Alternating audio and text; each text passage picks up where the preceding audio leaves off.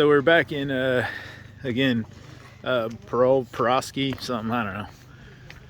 My Ukrainian sucks, but this building's bombed out and they're cleaning up everything.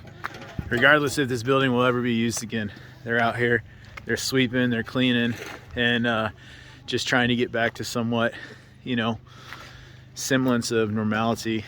So it's definitely impressive.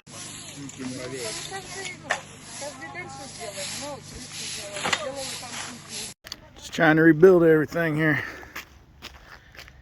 Yeah, and we pretty much did a walk around that place looking for more stuff, but we're gonna get more in depth now. So we're clearing this farmer's workshop here, and his equipment is just destroyed.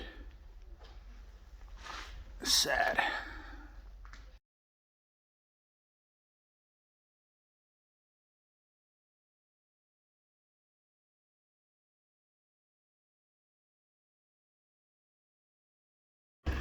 Love to see this. Everywhere you go, they put food out for the dogs. It's awesome.